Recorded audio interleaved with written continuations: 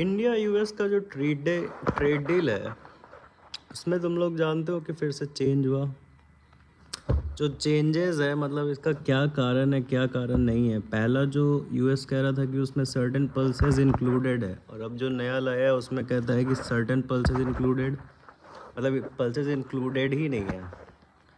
तो भाई क्या है क्या नहीं, लेकिन ये तो पता नहीं। लेकिन कुछ दिन में इंडिया में एक नया डाइट आएगा, मतलब बहुत सारा देखना, अब रिसर्च आएगा कि ये फलाना चीज़ ख़राब है, इंडिया फूड ख़राब है, इंडिया में लोग ऐसे खाना खाते हैं।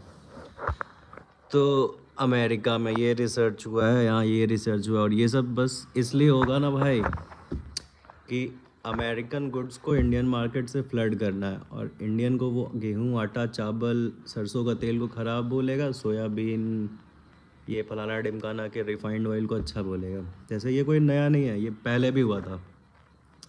जैसे डालडा को सब्स्टिट्यूट करके हम लोग का पहले बोला गया कि वेजिटेबल ऑयल खाओ, तो डालडा हटा दो, फिर वेजिटेबल ऑयल आया, वेजिटेबल ऑयल के बाद फिर बोलता है कि नहीं रिफाइंड ऑयल खाओ, और रिफाइंड ऑयल अब रिफाइंड हो गया। अब इसके बाद देखना कि अब इसमें सोयाबीन या फलाना ढिमकाना कौन सा नया तरह का तेल आएगा कि नहीं, अब ये खाओ।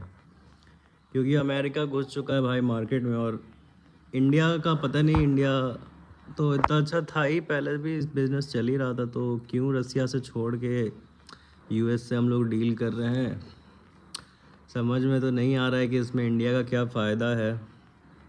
फ़ायदा तो ऐसे मोस्ट ऑफ द अमेरिका का ही है, लेकिन ऐसा भी हम लोग का क्या मजबूरी है कि हम लोग इतना महंगा सौदा कर रहे हैं।